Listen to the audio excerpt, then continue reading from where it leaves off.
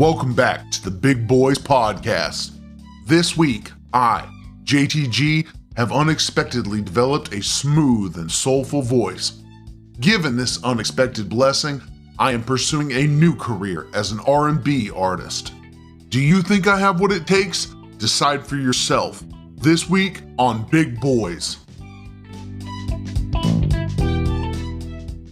Prepare to be mesmerized and or mortified. Well, what's happening there? Old Sorrel's here had him something that. You son of a... Yeah, clever.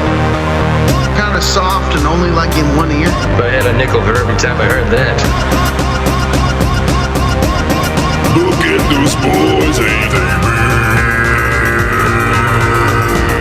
they Big Boys with Brian Hickey and John the Great.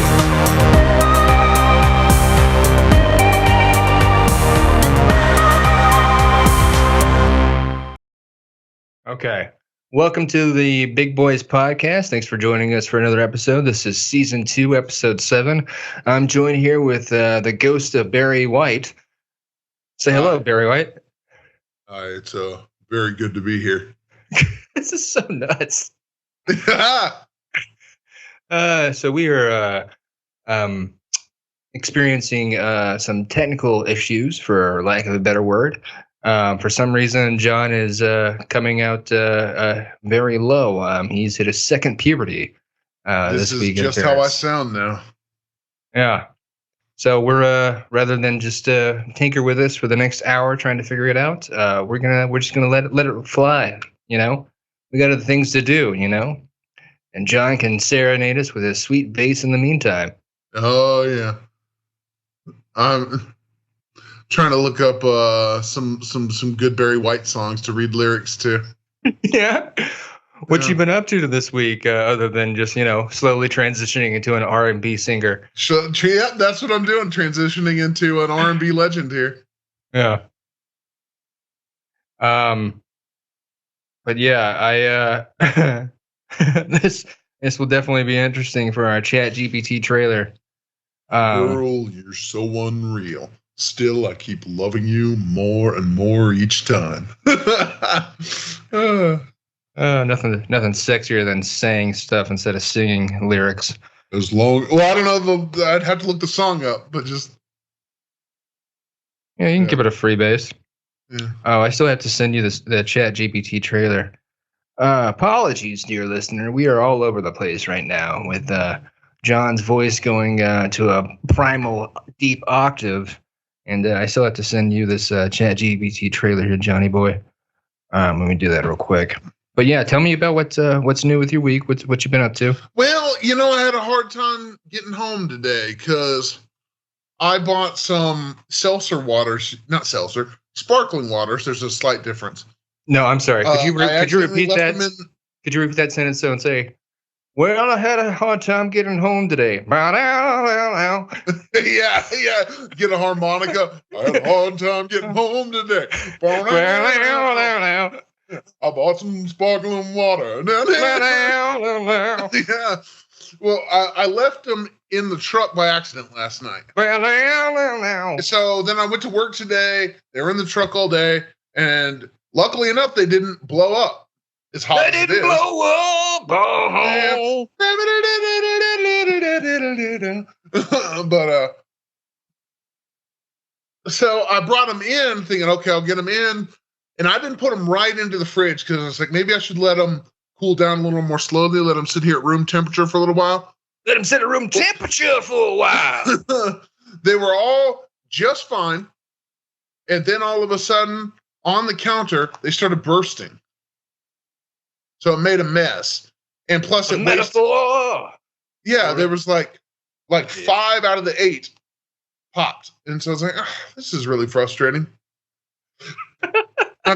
not to mention, so not to mention now that I have a mess that I had to clean up, but that's the majority of the container I bought, just gone.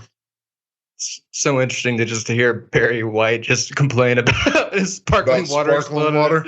Yeah. This is just a mess. Oh, The mist. I don't even think we're not even quoting the right. Who does that? I'm a man. That's not Barry White, is it? Oh no, is it It's a Man's World? No. Man child. Da-da-da-da. This is how much we know about blues. Well, I know that It's a Man's World's James Brown, I'm pretty sure. No, that's not the song I'm thinking of. The da-na-na-na. That's. I don't know. I think that's just a generic bluesy. It's been done on a number of things. Yeah, but we'll have to find it later. Anyways, so I sent you the ChatGPT trailer. Let me get to my email. Yeah, it might be coming. Just look up because I didn't even pay attention what email I sent it to you from. But look up Cone Fear. Is it like Cape Fear? But yes, but for ice cream cones. So this is I'm trying to remember. Like, man, we're starting to run out of sketches that we've come up with. Unless there's some I haven't. You know, there was something else I was going to talk about, and I can't remember what it was, and I should have written it down. Mm-hmm. Should have written it down, and then with a harmonica at your side. I should have written it down. I can't remember since the day I was born. Oh, man. It's just like suddenly our podcast has a bit of soul to it, you know? Honestly, this might have been what we were lacking all along. I think it was. All right, but did you find the ChatGPT trailer? Yeah, I got it here. Okay. Well, this is going to be interesting. Because I was thinking you would be playing, the Robert De Niro character in this Cape Fear. So we'll add another level to it, you know? Chills and chuckles, goodness. Yeah. So the caveat to this trailer versus the others, I didn't even type in trailer because, we just been getting a lot of action thrown, like action in script formatting of, breakdowns of the action that we have to read versus, characters saying things, which is more of what we want. So I just told it straight up, write me a comedy sketch based off of the movie Cape Fear. And you talking to me, huh? I kind of skimmed through it, and I mean, I think I got like the basic components, but I don't think, I think ChatGPT just kind of takes what it sees off of IMDb or the internet, but I don't think it really fully comprehended the movie because one of the characters that says is a spoof of Juliette Lewis as an officer, but it's like Juliette Lewis was the daughter in the film. She wasn't a cop. Yeah. But nevertheless, I digress. Shall we get into our ChatGPT trailer? Sure. All right. This one is called Cone Fear. Chills and Chuckles. And this time he gave us a breakdown of all the different characters. Setting, suburban neighborhood, sunny day. Characters. Max Carvone, played by John the Great with a deep voice. Spoof of Max Candy, played by Robert. Okay, yeah. A menacing ice cream truck driver. Because if we remember, this whole idea for a sketch came from me shouting at an ice cream truck driver who relentlessly played a annoying ice cream jingle for a solid 45 minutes once a week. And I eventually let him know that I found it annoying. Yeah, exactly. I couldn't take it. And so, yeah, you're playing Max Carvone. I'll be playing Sam Bowden, which is a spoof of the actual character Sam Bowden, played by Nick Nolte in the original movie Cape Fear. He's a frustrated homeowner who yelled at Max. Leia Bowden, spoof of Leia Bowden, played by Jessica Lange. Whew, man, speaking of which, you ever seen you know what, I was gonna say young Jessica Lange, but hey, you know what? And in respect of saying that I find Sigourney Weaver still very hot today, Jessica Lange, sexy woman. Oh, okay. I had to look up who that was, but yeah. Anne's wife. Not bad. Considering she's up in her 70s now, yeah, I mean that's pretty fair, yeah. You can play Jessica Lange too. You could be Leigh Bowden. Actually, no. We should probably because you have no control over your octave, so we should. I mean, I could just go high. Yeah, go very high for Leia Bowden, and then I'll play Officer Jenny Sweetcone. Which this is an inaccurate thing here. ChatGPT says spoof of Officer Daniel Bowden, played by Juliette Lewis. She was the daughter in the film. She was not a cop. Yeah. A naive police officer. Various neighborhoods and kids, minor characters who witness the events. Scene 1. Ice cream jingle jolt. Sam Bowden is mowing his lawn when Max Carbone's ice cream truck enters the scene, playing an annoyingly repetitive jingle for an extended period of time. Hey! Enough with that infernal jingle already! Max Carbone smirks, staring at Sam menacingly, and continues playing the jingle. Scene 2. Confrontation. Sam goes to the police station to report the incidents. And I'll play Officer Jenny Sweetcone. So, you're saying this ice cream truck driver is terrorizing you with a jingle? Yes! It's like a never-ending nightmare of sugary melodies. Scene 3. Chilling tidings. Sam returns home to find his lawn covered with melted ice cream. Max Carbone, you melted my lawn! Max Carbone watches from a distance, licking an ice cream cone. Scene 4. The confrontation escalates. Leia Bowden urges Sam to hire a quirky ice cream expert, Dr. Sherbert, to handle Max Carbone. And I guess I'll be Dr. Sherbert here. Fear not, for I am the Sultan of Sundays, the Maharaja of milkshakes. We shall engage in an epic ice cream battle. Scene transition. Various comedic attempts by Dr. Sherbert to outwit Max Carbone involving frozen treats and chaotic chases. Scene 5. The movie theater standoff. Sam and Max find themselves in a movie theater. Max Carbone standing menacing in front of the screen, blocking the view. So I should add that this is the second draft of this thing, because I wanted him to add the epic scene of, Max Carbone laughing, chuckling maniacally, in a theater with with ice cream versus popcorn. But this is again where I don't think it it didn't see that on the internet, so it just kind of made up its own thing. Anyways, you go ahead, Max Carbone.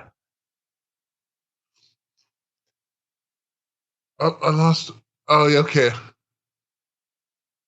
There we go. Sorry, I lost the page, but This is your final scoop, Bowden. Come on, Max. Can't we just let it go? Max Carbone chuckles sinisterly. Scene 6, the intense finale. The ice cream showdown reaches its climax as a deserted amusement park. At a deserted amusement park. Sam and Max face off on a rickety roller coaster track. Max, this has gone too far. It's time for the chilling crescendo, Bowden. As they struggle, ice cream cones fly through the air, and the roller coaster track creaks ominously. Scene 7, sweet resolution. Suddenly, Leia Bowden appears, holding a giant banana split. Leia Bowden, commanding. You're going to be playing Leia. That's you, John. Max Carbone, put down your ice cream scoop. Max Carbone is taken aback, staring at the massive dessert. That's you again. You've been out-scooped, Max. Surrender now. Max Carbone reluctantly drops his scoop, defeated. Yeah. So I'm caught in between of do I feed it more or do I feed it less? You know what I mean? I was kind of hoping to do the De Niro more, you're talking to me, huh? What were you doing? I was reading my phone the whole time, so I wasn't looking at you. Were you trying? I see you're doing the face, but it was coming out. I was doing Max Carbone, that was me, huh? Did you see me right there? I was excellent. I could hear it now. I could see it now, and I could hear it. But earlier, it sounded very reminiscent of an Arnold Schwarzenegger. No, it was like, it's time for the chilling crescendo, Bowden. Nah, it on this end, it's got more of a Schwarzenegger vibe, which is an interesting take on it. Yeah. No, man, it's Robert De Niro, huh? He's talking to me, huh? See, everything De Niro says is a question. So, Yeah. Yeah. Yeah. This is how you tie your shoes, huh? That's how you do it. Everything's a question, and he's always worried if he's embarrassed. What are you trying to embarrass me, huh? You talking to me, huh? Do you think it's like, is that the you think that's more on him or the screenplays that Scorsese uses? Like, write for De Niro, make it more of a question.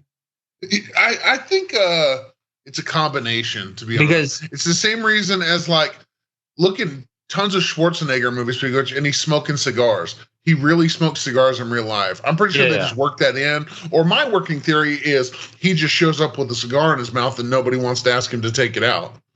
I think that is a little bit of both. Yeah. Yeah. Everybody's a little too afraid to be like, whatever you want, Mr. Schwarzenegger, that's fine.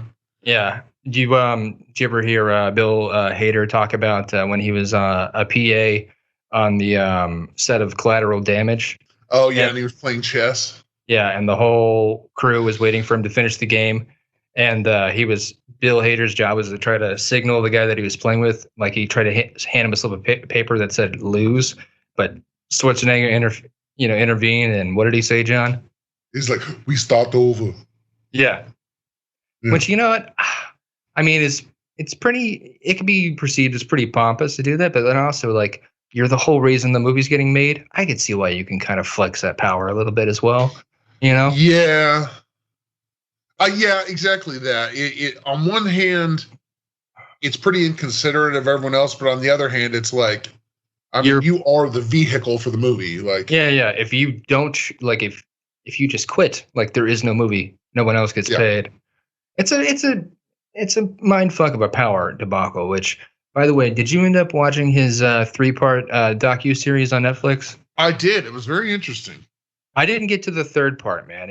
I thought, honestly, probably could have been summed up in 2 parts.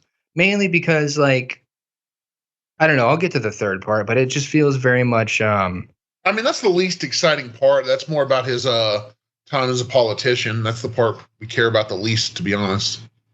Yeah, and, like, I don't know what I was expecting, especially when it's like, this is very much a documentary series commissioned by Schwarzenegger, so it's like, even the stuff that, like, the bad stuff in his life is like, it seems very controlled. That's what I'm saying. You know what I mean? Like, it's very much it's skewed to his personal like, it reeked of his personal approval on every bit of it. You know what I mean?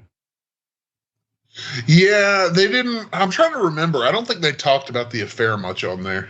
Fuck no. Which I get, but also at the same time, it's like, I don't know, man. It's hard to even fathom being in his shoes. Yeah, I mean, it makes sense. It's not like he came on there and he was like, "Yeah, I was actually doing the maid for years." Like, of course they're not going to talk about it. Like, yeah. Well, it's the bait and switch. It's like, oh, this is a tell-all, but it's a very narrow version of what I'm going to tell you, which is, in hindsight, every autobiography is very much in that sense. I thought the beginning did a pretty good job of covering things. Like, yeah, well, his like now, granted, they're trying to condense it to a certain amount of time. I mean, it's not like, I guess if they really wanted to make it like a 10-hour, you could have went into every little detail, but it was really only a 3-hour documentary. So, and I really think it could have been cut down to an hour and a half, just because of that part of, like, I haven't even gotten through the 3rd part, but the 2nd part was just kind of like, all right, well, you're not telling us anything we don't know anymore. You know what I mean? Like, you're not telling us unknown information, really. That you were a movie star and then moved into politics. Well, I don't know, kind of hearing him talk about that transition of, like, more in detail about how he went from bodybuilding to movies. That was kind of interesting. But that's still part 1 stuff. Well, not really. I mean, most of that, like, was just more so his bodybuilding career. No, I think that by the end of again, it's been a minute since I've seen it, but is he not in the first one? He's transitioned fully into being an actor by the end of it. Not real. Well, they're getting to that, but Oh, okay. See, it's been a minute, and you know what? Before I really truly critique it, maybe I should go back and watch the third part. Maybe it'll have more of an impression on me. Oh, and by the way, you'll love this. I'm not going to disclose the area because I want to respect the man's privacy. But I was kind of like, scoffing at the idea of you saying that, oh yeah, he goes around and bikes around town and can be seen in public places. Like, come on, John, he's Arnold Schwarzenegger. He doesn't really do that. Apparently, he does. Yeah, I've seen tons of videos of him just riding his bike around LA. Yeah, and he's a regular at a buddy of mine's gym. And again, I'm not going to say the gym, and I'm not going to put that out there, everyone. But yeah, apparently he is there. Every day, every morning that he's been there, he sees him. So that's awesome. Of course, but also it's with the caveat though of like, oh yeah, well duh, he's still Arnold Schwarzenegger. He still always has a bodyguard with him or whatever. But but that makes total sense. Yeah, I'm sure there's someone never too far away. Yeah, which of course not. Why wouldn't they? Yeah. Of course, I don't know. I mean, what's his bodyguard doing? Like on a bicycle 10 yards back? Just, maybe, or probably in an Escalade, Yeah. Like, isn't it like, thinking back to like the old, George Bush, like, doing his morning jogs or whatever. Isn't that what they did? Like they just, they. True. Followed. But that's also the president of the United States. Like, that's a little bit different than just, I mean, don't get me wrong, Schwarzenegger's a major celebrity, but it's still just not quite the same level as the president of the United States. Like, the president of the United States has Secret Service detail, I'm pretty sure, like, 100% of the time. Yeah, but I would say that, like, some of these guys that are, like, hit his level of fame definitely have that too, Yeah. Especially when they go out, I mean, he could definitely afford to hire his own, like, Yeah, I would think so. I mean, he is extremely wealthy. Yeah. Matter of fact, I'm curious. I want to say a number of years ago, he was close to billionaire status, but then he had to pay for some kids. Yeah. According to this, 450 million. Of course, I say that, like, 450 million. That's a ton of money. Yeah, that ain't chunk change for sure. Yeah. That's probably how much you're gonna be worth after you release his first album, man. Yeah. This is the moment I've been waiting for. This is it. This is my debut. Yeah. Got any jingles on your mind? You wanna give us a sample of?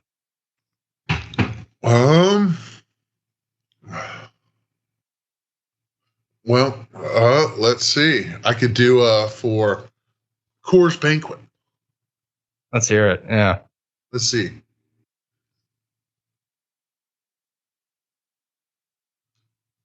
This is John the Great reading as a spokesperson for Coors Banquet beer.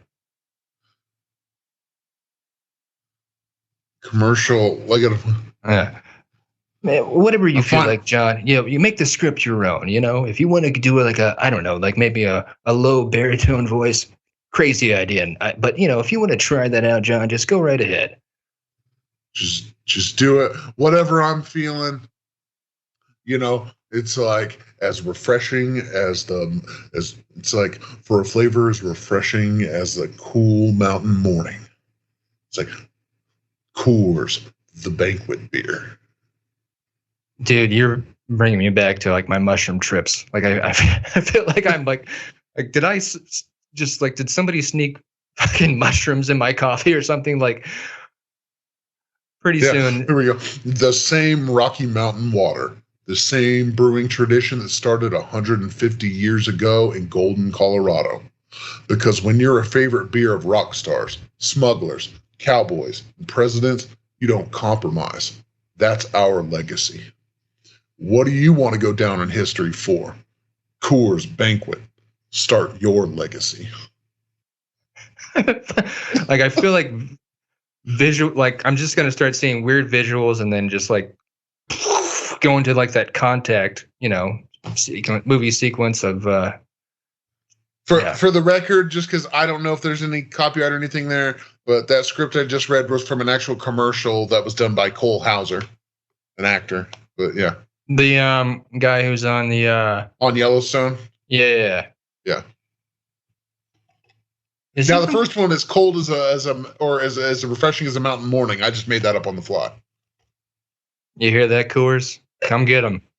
Come Yes, here. ma'am. You're looking at the next spokesman right here. And also, not only am I a spokesman, I'm also a consumer. Yeah. Yeah. How does that adage go? Not only do I promote it, I'm also a frequent user. Or Yeah. Or That's what was not it? right. It was like, I think it was the Hair Club for Men or whatever. It's like, oh yeah, not only am I a spokesman, he's like, I'm also a member. yeah. You'd be good for a hair club for men spokesperson because you were a hairy son of a bitch. Yeah. Just have a photoshopped one of me, just bald, and just be like, this Yeah. was me just 6 weeks ago. Yeah. Side That's some effects. short amount yeah. of time. Side effects. It makes your voice a really low registered baritone. But who the fuck doesn't want that? Yeah, I was like, but that's actually a pretty awesome side effect. Yeah. Yeah. I start talking in caves and man-eating lions run from me. Yeah, exactly. It's like, not only do I have hair now, but I also have an R&B career. Yeah. And a career as a beer spokesman. Dude, you're about to blow up, man. I'm telling you. Yeah, Oh, this is, who knew I could have been doing this all along. yeah. This is throwing me off. I love it. Half simultaneously loving it, but also it throws me off. Like, what else were we supposed to talk about here? I was thinking maybe we should go back and watch, like, for the next episode, go back and watch this an old Steven Seagal movie that we both love. Yeah. How do you feel about going back and watching some Exit Wounds? Is that the one? It's not going to be all right. It's going to be all right. No, that's another good one. That one is with that's with Ja Rule, and I can't remember the name of that Ja one. Rule, yeah. Yeah, that's shortly. That's like when on the downward spiral of his career. I think that was the last movie he had in theaters was with Ja Rule, and it was poorly received on all accounts. Like Half Past Dead, yeah. that's what that was. Yeah. But no. The Exit Wounds is a Joel Silver film, if I'm not mistaken. Yeah, they were back to back. Exit Yeah. Wounds was 01 with DMX, goodness. Yeah. And then Half Past Dead was 02. Yeah, but I love me some Exit Wounds. Because I was thinking of, as much as we like to talk about movies, I wanted to say, maybe make some segments out of it, saying, what's Steven Seagal up to? What's he up to now? Google Steven Seagal and see what he's. There's a name. Well, I know he has an Aikido dojo in Japan. Yeah, but is he living in Russia now? Is he a Russian citizen? I have no. I didn't know he was in Russia. He was for a good chunk of time, and I think he is a Russian citizen. And I don't know that. There was rumor that he might have like some indictments here in America as well, for like a multitude of things, if I'm not mistaken. Again, take it all with a grain of salt. This is all from past memory, so I don't remember how accurate this is, but there was definitely some sexual allegations, and then I think tax evasion as well, perhaps. Yeah, according to what I'm seeing here, this says. Wait, before you start, do me a favor. Tell the Power Rangers what they should be doing. Power Rangers, what they should be doing? Because you sound like fucking Zordon. I just realized. Oh, yeah, it's like Power Rangers. Quick. We have to move quick to stop Rita Repulsa. Yeah. Listen to my stereotypical sounding Mexican robot. Ay, ay, ay, Rangers. Dude, you know what's messed up? The guy that played him, he was only paid some tiny amount for like a few hours of footage that they just reused over and over and over. Yeah. Yeah. And they only paid him, it was like $100 or something like that. That's why we on strike, motherfucker. Yeah. Yeah, but yeah, Steven Seagal was granted Russian citizenship in 2016. Okay. Is he still there? I guess so. In 2018, Russia's foreign ministry gave him the job of being a special representative for Russian-U.S. humanitarian ties. What the fuck does that even mean? Oh, it said it's an unpaid position, though. Okay, it just sounds like getting a key to the city, like yeah. But is he still making some direct-to-DVD films, or? I'm sure. I mean, that would be on his IMDb or something. Somebody would be putting that shit up there. He released a musical album, right? A couple of them, anyway. Boy, do I. I think we've talked about this before on the podcast, too. I think you're right. I need to listen to some of those. I think it'd be fun. Oh, for sure. Especially with a name like this, the one Songs from the Crystal Cave. Yeah, we talked about this. Okay, but look at, I want to see, what's the title of his most recent film? Well, let's go to IMDb, because I don't know. Yeah, find the title and what year it was made. Because I am curious to know if he went to Russia and he just was like, you know what, I'm gonna put on some I was gonna say trials, but that's not the right term. Exhibitions of his Aikido skills. Which, have you ever seen that video? That's bizarre as fuck. What, his exhibitions? Yeah. I've seen people doing videos with him, yeah. No, the ones in Russia where it's just clearly his opponents are walking up to him and doing flips and stuff, and he's like, yeah, go on, let's go. That actually just seems to be a lot of Aikido, not just him, but yeah, but it's clearly he's doing no work. You know what I mean? They're basically beating themselves up around him, which has been the best part of the last decade of his films. It's just he's just getting fatter and lazier and still no, I'm a badass. I speak in a low, raspy tone and wear a leather jacket. But to answer your question, his most recent movie, Beyond the Law, in 2019. Now, according to this, he's got 2 in pre-production, but so who knows? But that was the last one, really? Yeah. Was that not also a DMX? That might have been DMX's last film, if I'm not mistaken. Yeah, you're right. DMX was in that. I remember this one because Excellent call. I specifically wanted to watch it just because I'm a huge lover of exit wounds, and then I also had the delight of seeing that a kid I met once. I say kid, he's probably 30 now, but a Dallas actor is also in that as well for a short period of time. Nice. Yeah. Dude, what happened to DMX? It seemed like he just up and died. He did up and die. Well, but what I'm saying is, was there obviously there. Something happened?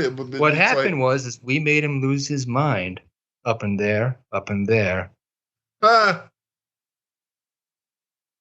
now he's up in heaven, letting all the angels know. Barking at all the angels? It's your boy, DMX. Ugh. I'd love to see cocaine-induced heart attack. Sounds like it could have been from cocaine. Possibly. And that's just how you know, how much fucking money you have to be able to, cover up, if you have an ominous death, how much money your estate has. Who the fuck gets away with saying a cocaine-induced heart attack to the public? Just say a heart attack. Did Elvis's autopsy say cocaine-induced shit? No. It said he died of heart failure on the toilet at a younger age probably than DMX was. Fuck you, whoever put that out there. That is kind of messed up.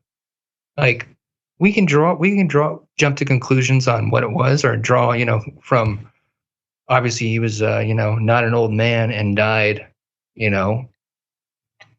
seemingly out of nowhere. Yeah, obviously it was from drugs, but like you have to say cocaine induced.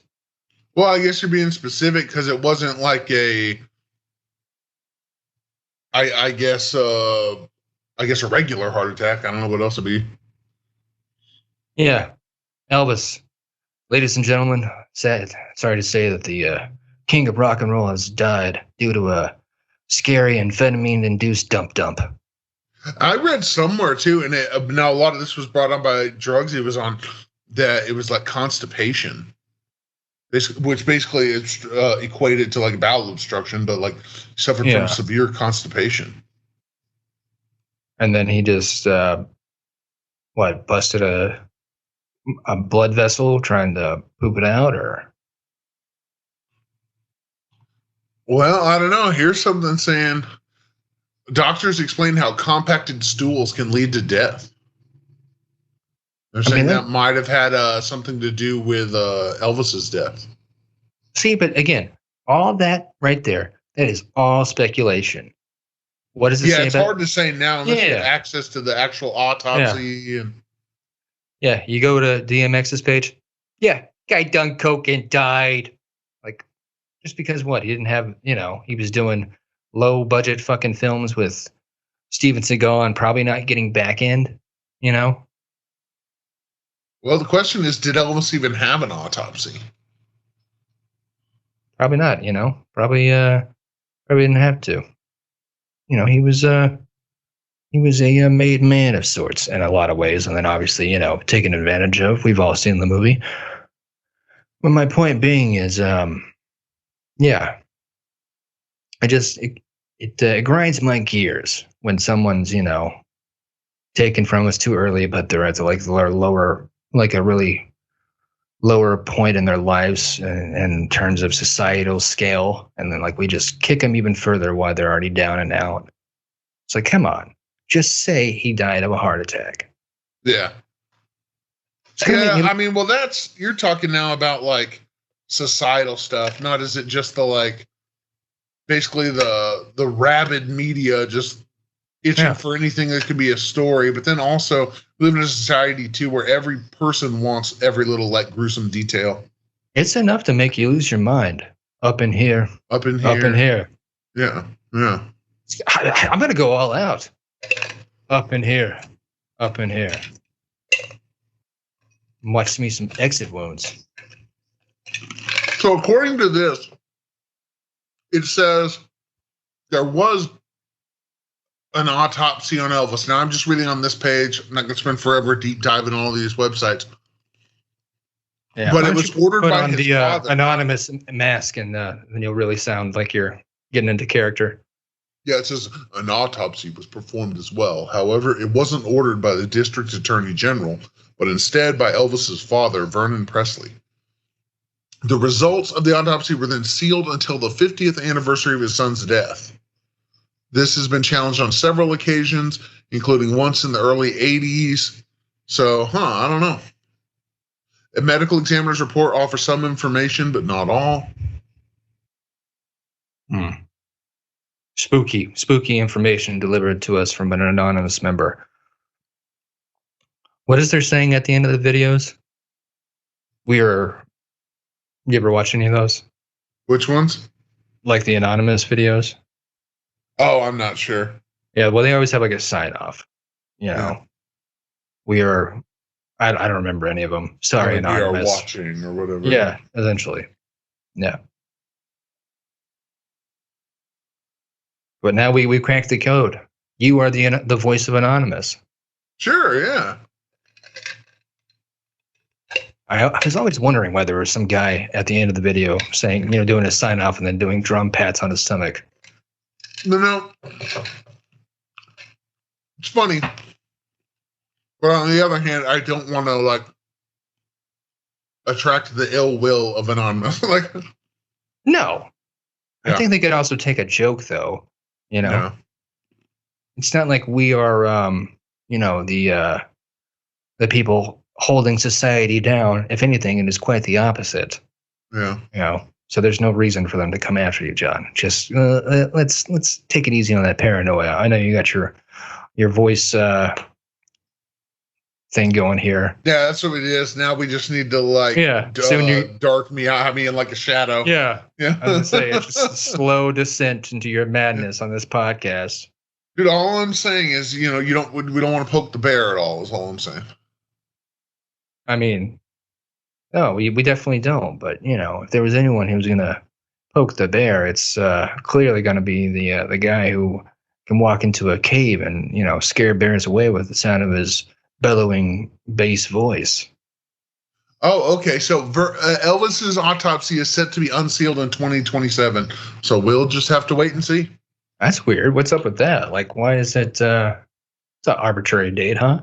I guess his dad chose for it to remain sealed for 50 years. Okay. Now that's all I read there. I'm not going to spend forever reading about the alleged Elvis autopsy. Yeah. Well, that's cool. I mean, good for his dad on that, I guess, Yeah.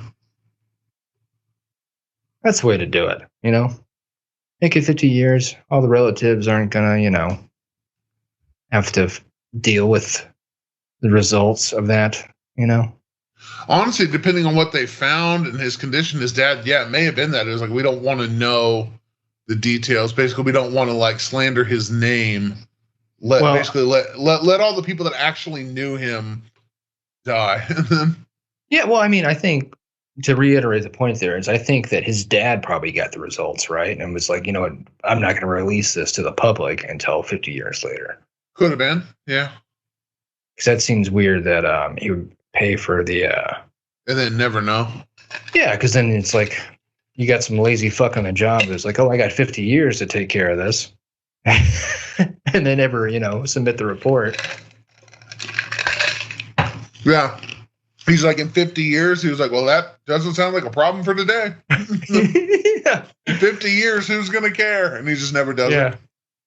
And 49 years and 11 months later, he's got his grandson scrambling to try to just, put down his grandfather's stories. Like, did he say there was a Cheeto in there? Shit. So I bet Elvis's dad saw the report. Yeah. Man, it's kind of crazy to think about. So, but get back to our point of back on Steven Seagal. So he hasn't been making any new movies since 2019. No. He's got those two in pre-production, but you know how pre-production is. That could be... Yeah, could be totally a rumor. Well, and it could just be stuck in, like, development hell, kind of, like... Yeah, but sometimes IMDb is not the most trusted site for quote-unquote pre-productions, Because a lot of the times, they don't necessarily come to fruition, or it was just a rumor that caught, wind. But not to... Yeah. Yeah, also it's like... I'm sure there's a little bit more, because he's a named actor, a little bit more protocol for submitting a project with him in it. But anyone can submit something on IMDb. I don't know why people would treat it like it's this cherished gold mine. I take a video of my dog shitting and put a black and white filter on it, submit it to 2 shoddy film festivals. Doesn't even necessarily have to get in, and it's on IMDb as an art film. And honestly, I don't even think you even have to do that anymore. That's what you used to have to do back in the day. I think you can just submit something on there. I don't even think you have to add it to film festivals anymore. True, but I have to say,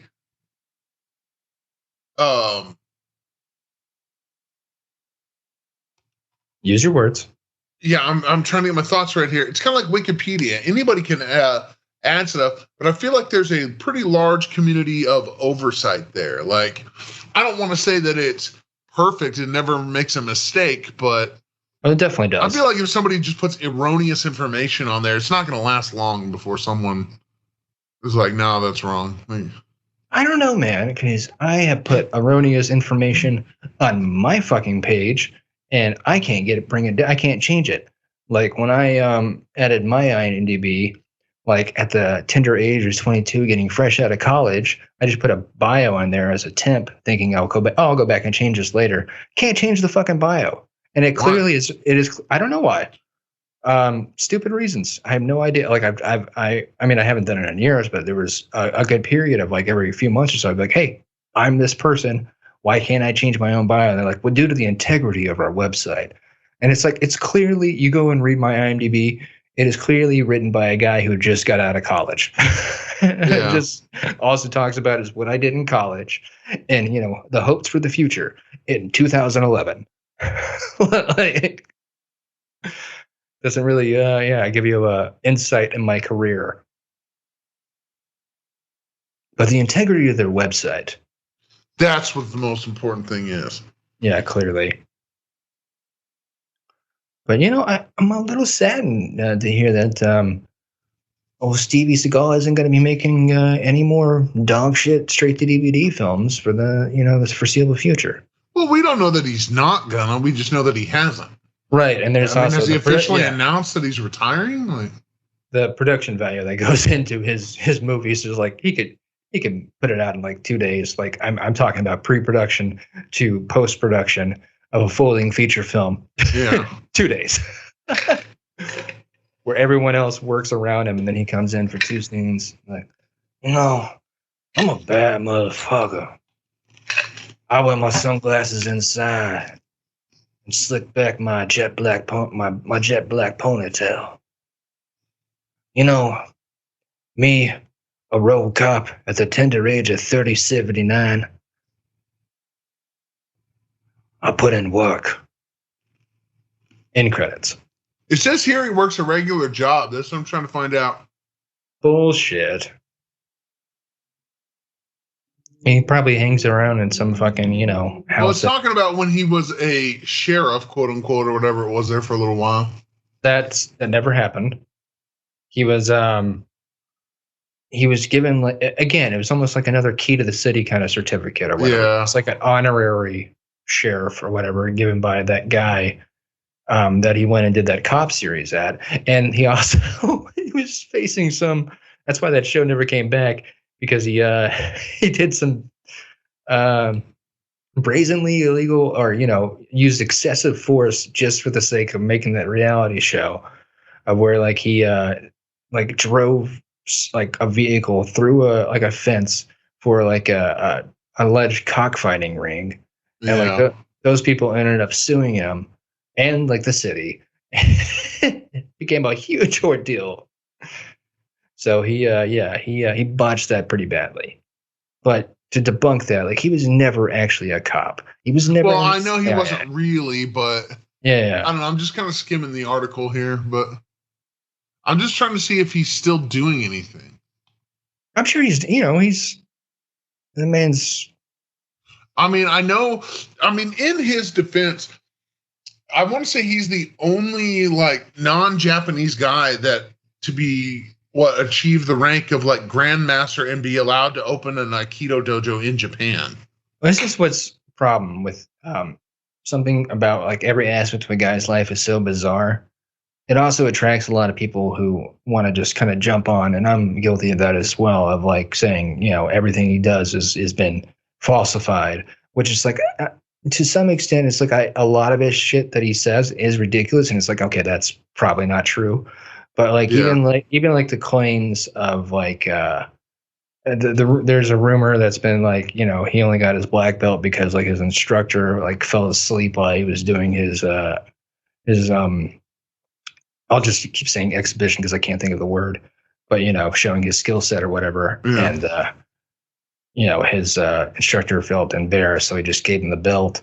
And then, but this is also like these rumors are also been which is kind of understandable, but it's also like, when somebody has a personal vendetta against you, like it's kind of hard to like, okay, well maybe it's more of that person's personal vendetta speaking than, actual facts, but it could also be true. Like his ex-wife is kind of the one like spearheading these his first ex-wife, because the dojo that he ran was actually owned by his ex-wife and her family.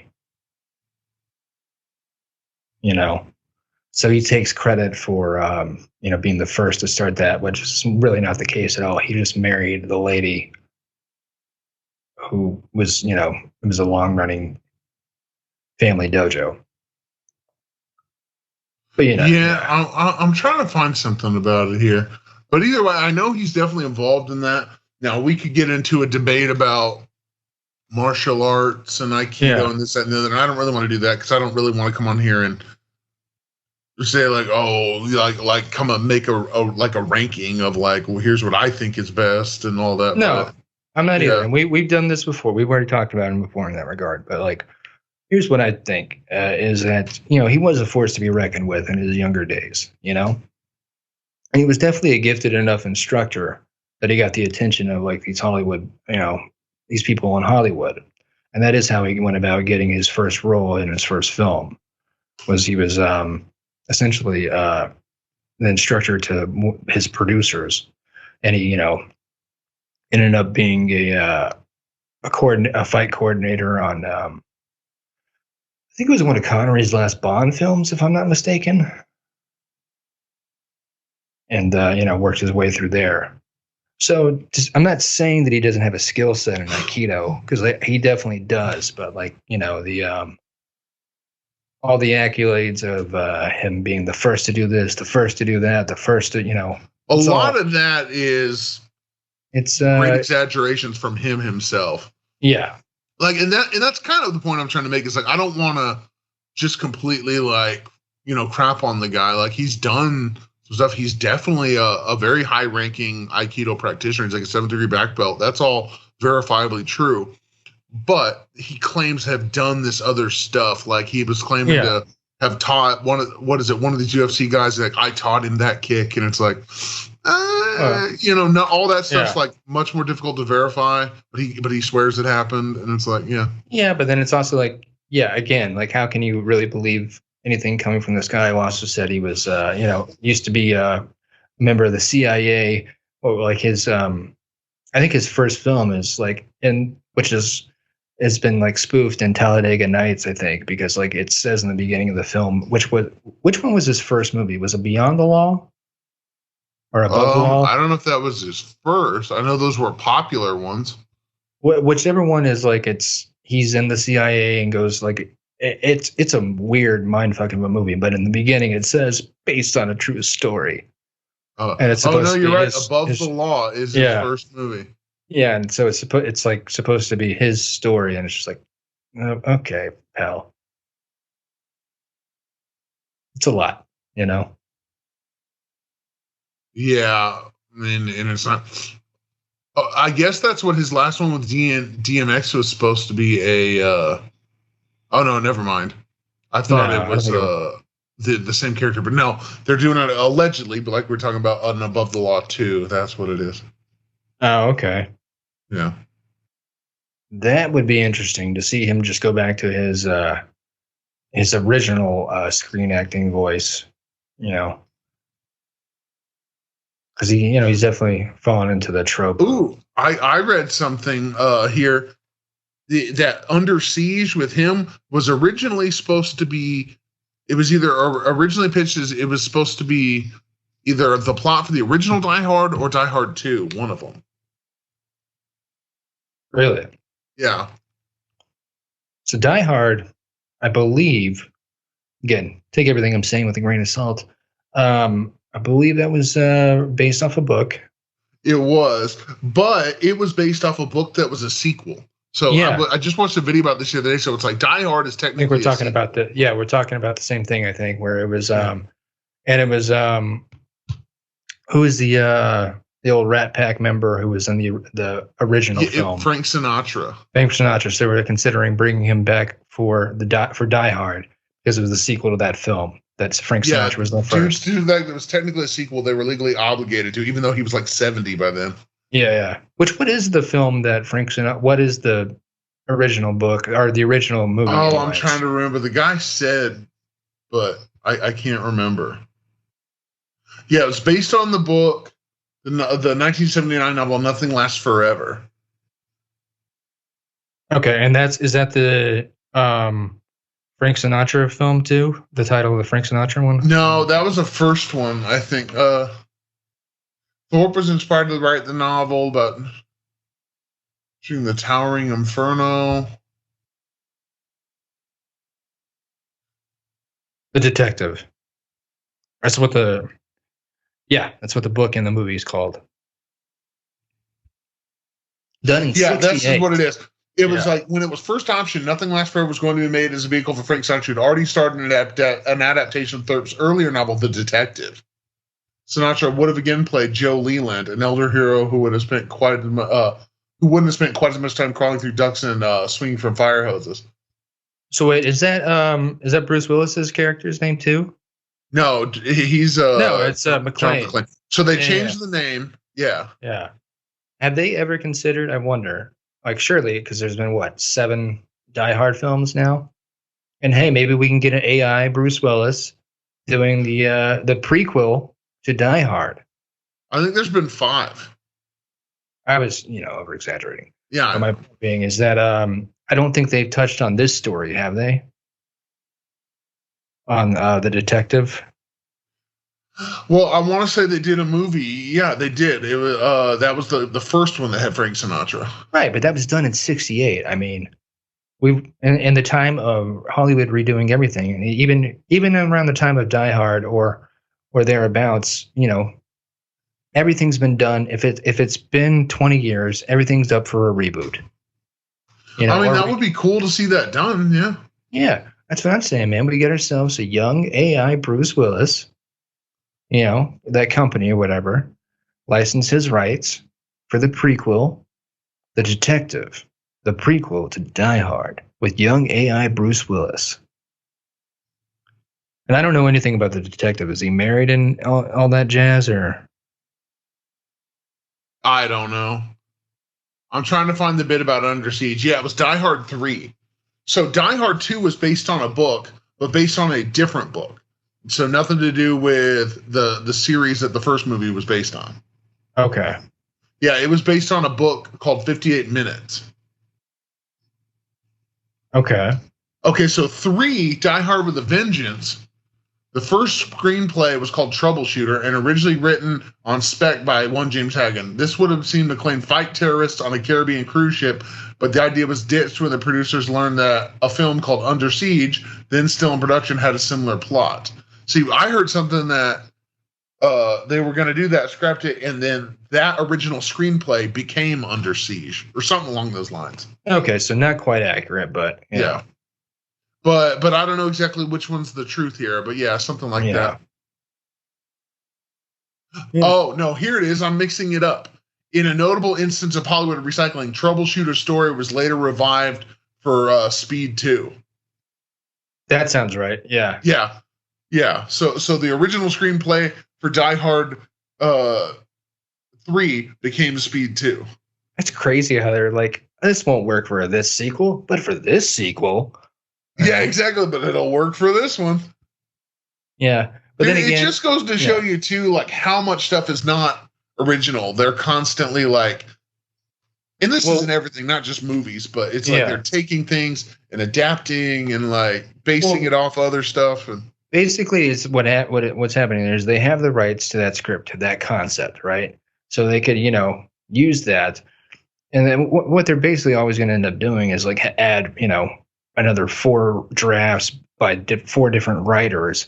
And so it eventually, whatever was Troubleshooter there is probably wildly different than Speed 2, but it's still the same concept. So therefore it's under their IP, under their proprietary, Yeah. So then they can do it. Yeah. Yeah. So much of that stuff is like licensing and rights and everything. It gets pretty complicated. And I don't know. Sometimes, I get why a lot of that stuff exists, but sometimes, oh my God, it can just get so nitpicky with like IP and licensing, and it just. Well, I mean, in the example of Speed 2, also like it just makes for a warm goo, a slush of a film, or it doesn't really hit any of the notes that they were originally setting out for. It's just kind of like. It just is. I mean, it's not great by any means. It's not the worst film. I mean, it's pretty weird, but it's like, it's not the worst film in the fucking world. It's just kind of like it's just there. It's just a movie that was produced. It has nothing exceptional about it anymore. But yeah, on that note, we're getting close to hitting the hour mark. I say for next week we watch ourselves some Exit Wounds. We honor DMX the way he should be. Yeah. And I'll try to write down, because I remember there was something I was going to bring up, and I cannot remember what it was. I should have written it down. Well, should definitely do that in the future. Yeah, well, this will be a DMX tribute the next episode here. And for now, let's go ahead and, what are you looking up something? Yeah, I thought of something the other day, because I originally I was rewatching The Karate Kid. Of course. Okay. Well, and then, the song "You're the Best Around" that's in it.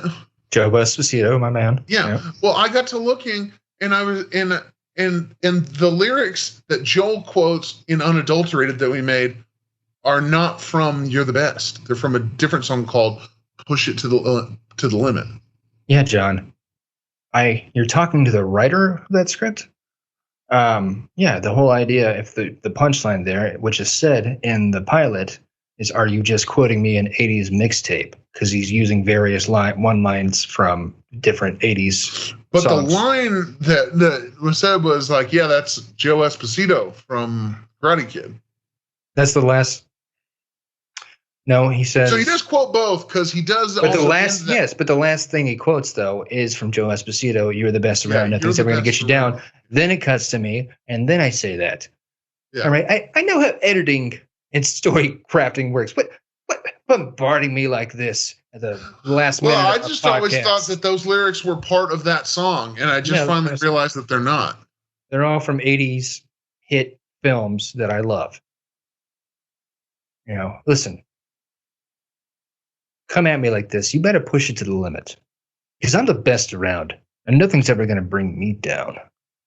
Which that is Paul Engman. Sounds about right. Now I need to look up and see what songs are in The Karate Kid.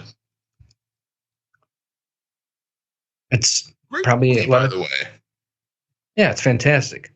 Also scored by Bill Conti. Yeah. I watched that, and I was going back through Cobra Kai. Also a great show. Yeah. The first 2 seasons are the best, though. I'll give you that. It seemed to kind of change in season 3 a little bit, which makes sense because that's when Netflix picked it up.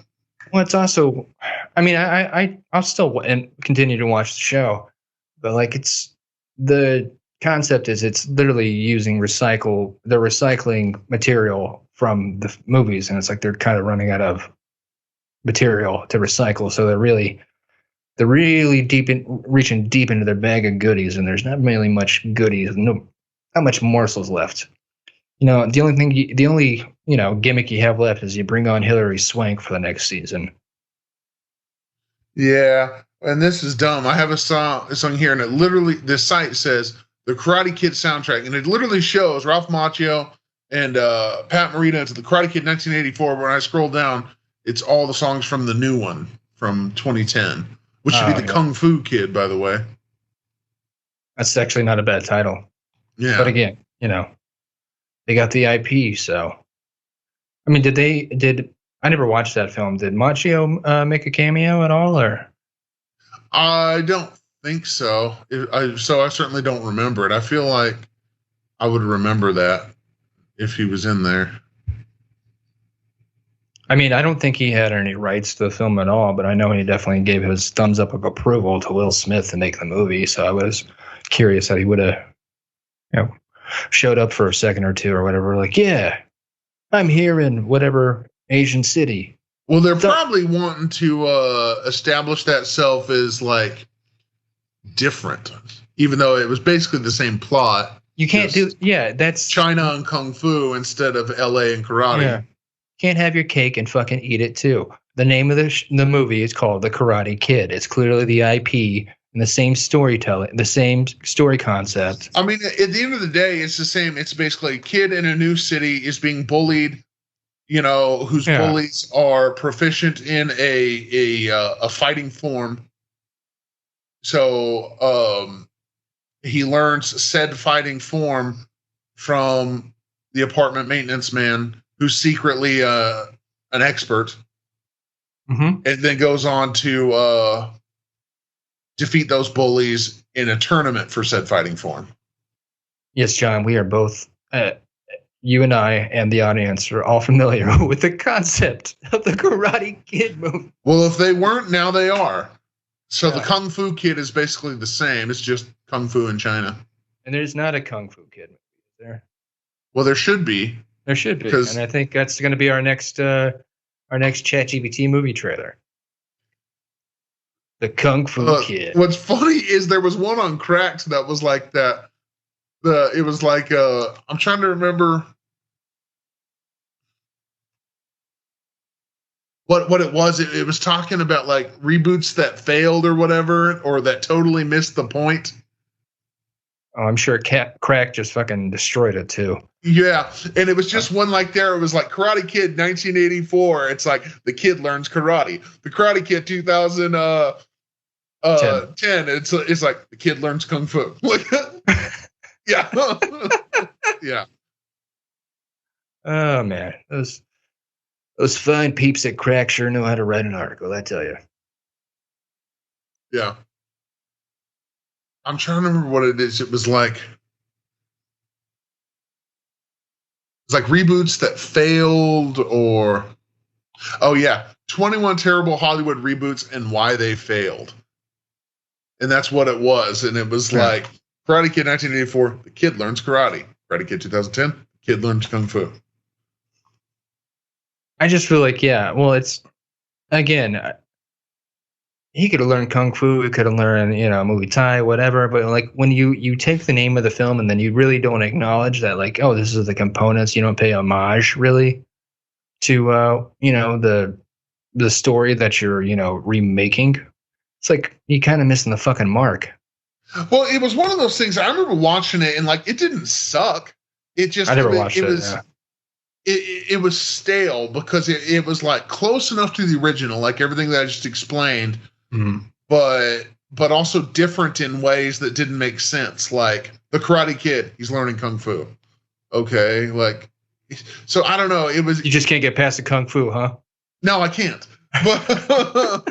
But although kung fu was cool, but I'm just saying, like I don't know. I can't describe it.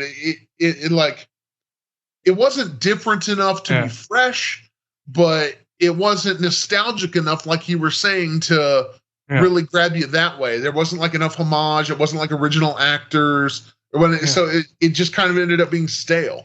Yeah, and kung fu ain't no karate.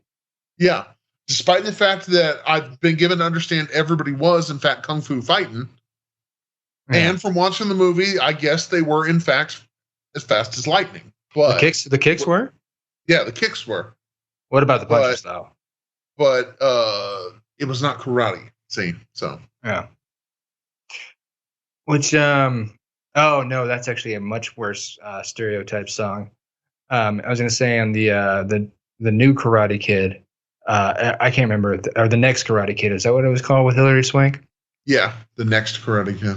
They did not use kung fu fighting that I can recall, but they definitely had all the Japanese like monk fighters, I guess, come over, like all Miyagi's boys, and like they're all bowling or whatever. And of course, what song do you think is playing through that montage? Give you one guess. All the monks are bowling? Yeah, and over the montage is I think I'm turning Japanese. I think I'm turning Japanese. I really.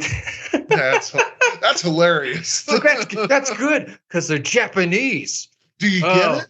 Yeah. Oh man, this is gonna really make this movie.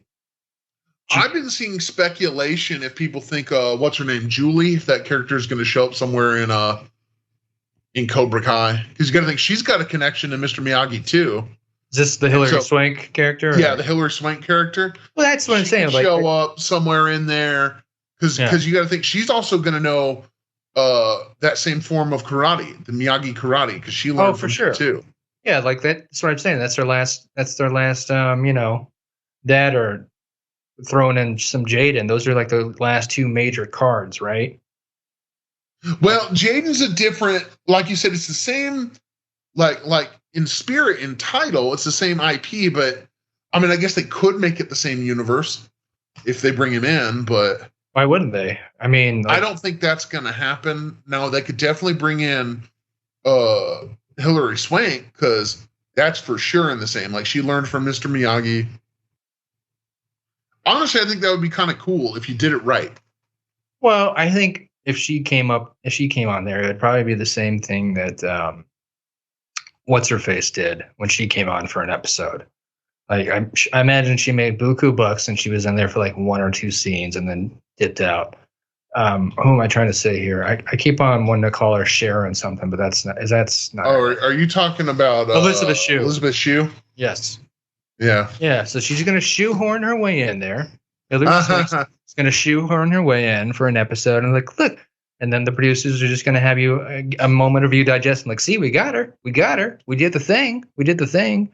Now on to high school, karate. The difference is Julie Pierce, Hilary Swank's character, actually trained in karate, so she could come in some way and actually like have something to do. Hold up. So I'm sorry. Are you saying that the whole reason that you don't think that Jaden Smith can't come into this universe is because you don't think Kung Fu exists in the Karate Kid universe? No, I was talking about Elizabeth Shue. Right, but you're saying she only had. You were talking about Hilary Swank. Huh? You're saying Hilary Swank coming in the universe like Elizabeth Shue come in and. But I think you could do more with her because she could be more than just a former love interest. She actually trained, so she could actually like ally with them in some way. I guess, but my point is, like, I think, as the kids say, I think Elizabeth Shue just showed up to grab that bag. Do I sound like I'm 20? Of course, she was definitely just there because it was just it was a nostalgia grab. Like, have the original character in there, which I have to say the show has done a wonderful job of doing that. Of like all the original characters, some way, shape, or form coming back. Like the original actor that played Chosen was in there. And I'm not knocking the show for that. It's actually, one of the huge draws. But like, not to sound condescending, but they probably don't have the schedule or the opportunities that Hilary Swank or Elizabeth Shue have. You know what I mean? Oh yeah, the rest of the people's careers are other than this show are probably quite a bit smaller. So yeah, Hilary Swank, Elizabeth Shue's management team is probably all right. You can get us for a day at this price point. Yeah. And that's like probably half the Karate Kid or the Cobra Kai budget. I mean, like, they still haven't even, like, I get it. They're just going to stick with the camera package they had when they started making the show on YouTube Red or YouTube whatever it ended up becoming. Well, I don't know. It's become one of the most popular shows on Netflix. So I know, and it still is. That's my point, though, is like they still haven't updated the camera package. Like, it's still got that really kind of like shoddy video look to it. I mean, you're more of an expert than me, but it looks fine to me. It's not. Let me correct me. It doesn't look bad. It just doesn't look like a premium camera package. It doesn't look like something that I would be like, oh yeah, I could totally see that on the big screen. It looks like a slightly better version. It's like if the camera I'm using was able to attach a lens to it, like a better lens to it. I mean, you definitely raised a good point I hadn't thought of before, that both Elizabeth Shue and Hilary Swank as a whole have had much bigger careers. For sure, dude. So, and again, not knocking our boy Jesus, I just had a brain fart. Macchio, and then who's the other guy's name? William Zabka. Yeah. Love their work. Billy Zabka's hilarious in the show. Yeah. He's great. But yeah, especially anymore now. Ralph Macchio had his time, but it kind of faded out a little bit. Yeah. But yeah, Hilary Swank is still very much a A-list draw. She's an in-demand actress, whether for screen or television. Yeah. So yeah, getting her would not only probably come at a higher price, but she's, like you said, what's the word I'm looking for here? Budgeting that time, finding that time is going to be more difficult. Scheduling, there we go. Yeah, and scheduling is going to be more difficult for them. Yeah. Yeah, when you're in a demand action like that, or just and I would think Machio or Zapka would agree with me. Like, if you have other choices, it's not that going down the road of nostalgia isn't necessarily, a bad thing or an unfun thing, but like when you have options to show people you can do other things other than this thing you're known for, you're usually kind of drawn to that. Yeah. So. Now, that being said, they even got the guy who was the villain in Karate Kid 3 to come back. The secondary villain, obviously Terry Silver came back, but. Yeah, both those guys, though, again, are they? Yeah, they're all at Hillary Swank's. Yeah, I remember. I was going to say I can't think of the actor's name, but the guy who plays the Cobra Kai instructor and I guess they both did, but the original Cobra Kai instructor. Oh, Martin Covey? Martin Covey, yeah. Bill Hader also has a story of being a PA working for him. And like how he was just basically making him drive in circles, like, getting Bill Hader lost. He was supposed to deliver him to this film. And, he didn't, I guess Martin Covey didn't have his lines. And he was like, yeah, no, take this way. This will be quicker. And so basically he's just like, dude, like, you're taking me way out of the way. And it's like, I was supposed to have you there like half an hour ago. And of course, once he gets to set, been there, who do they bitch at? They don't bitch at Martin Cove. They do him. Yeah. And so he's driving him back from set that day. And he goes like, Bill, you angry? You mad at me? Come on, man. Hey, let's pull over here to McDonald's. Pick over to McDonald's. You want a cookie? I'll get you a cookie.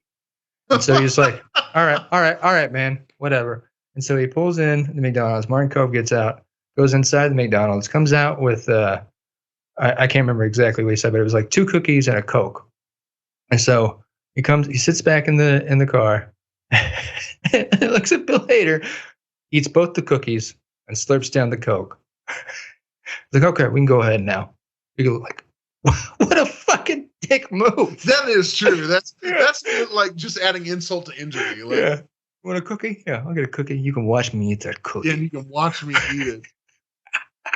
Dude, but he's another one of those too. Like when you look at like all his acting credits, like he's been doing a lot more than you think of, like more than just the Karate Kid. Like, oh yeah, that's my point though. It's like, well, same with Billy Zabka, and like they had their little era of like they were characters and smaller parts in other little films within the 80s, 90s genre. And Martin Cove, surprisingly, I think like up until about the 2000s was still a bit more of a character actor. And from what I'm seeing here, he did a lot of TV work, like TV series, TV movies.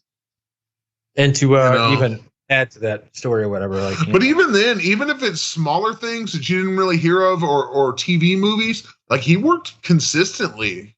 Well, it's also the thing that Bill Hader was saying is like he was at the time Martin Cove was going through a divorce. So, he kind of just like, look, I'm not trying to have any issues with Martin Cove. Like, who knows what his headspace was like. At the time, he was going through a divorce and like was just like working a lot of jobs. It seemed to just kind of pay his way through that. Yeah, because a lot of this stuff looks like independence or TV stuff, but at the same time, there's really not ever been a break in his career. Like, I'm sure it's at least paid the bills. Okay, I don't know what happened. I can't hear you anymore. All right, well, that's a good cue. Let's go ahead and cut it out. Okay. Well, you can't hear me? Yeah, I can hear you again. You came back. There for a minute. Okay. You were gone. Same with you. So one of us cut out. Anyways, that's a good place to mark the stopping of our podcast here. Yeah, we got to cut it. We were going to cut it, and then we got into Karate Kid, and that always gets me going. It does. Yeah. Hey, wait, you're the best around. Nothing's ever going to keep you down. Let's watch some Exit Wounds, and we'll talk about it next week. All right, man. Later. All right. Bye.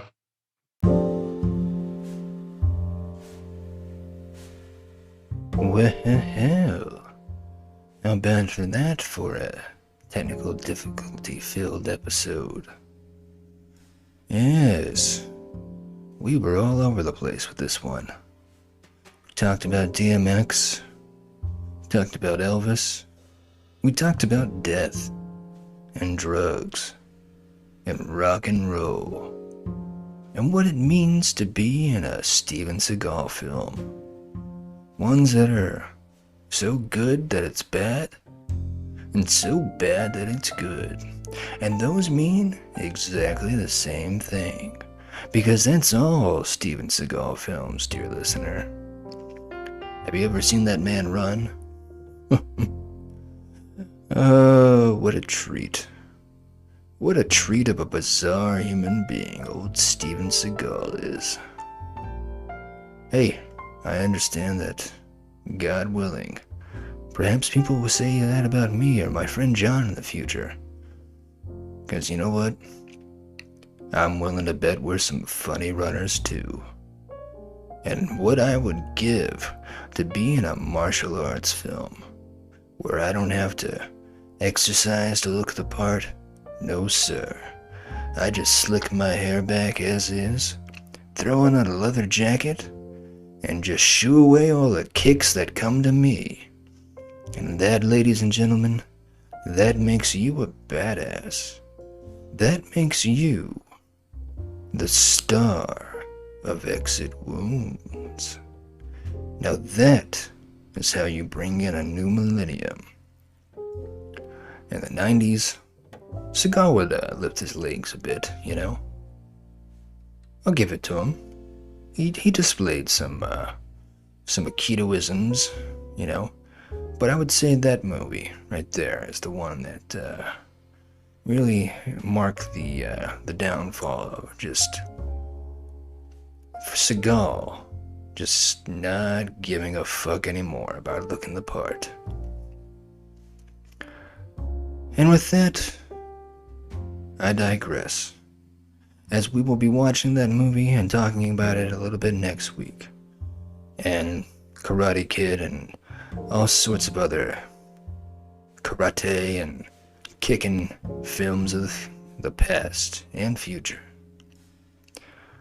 So in closing, I'd like to say, as always, como se llama hermana? Lo siento palapinto. Good night, all my North Texans, and farewell, sweet dreams, all my fellow Angelinos. And to everyone in between, you know what I mean. Have yourself a good evening, a good day, a good week, okay?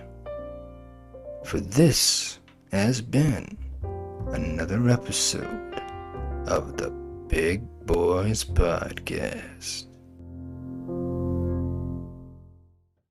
Big Boys is a podcast produced by Not So Funny or Proud Productions. The team consists of co-hosts, co-producers, and co-editors Brian Hickey and John Sorrells, better known as John the Great. For more information about the duo or this show, please visit us at bigboyspodspot.com. Or feel free to take a gander at our production page, notsofunnyorproud.com. Look us up on social media and follow us at Big Boys Podspot. New episodes drop every Thursday on every popular podcast hosting platform known to man. So please be sure to like, subscribe, vibe, describe, contrive, confide, collide, abide, preside, tell your tribe, and most importantly, do prescribe. Me and Elixir for talking out the side of my neck.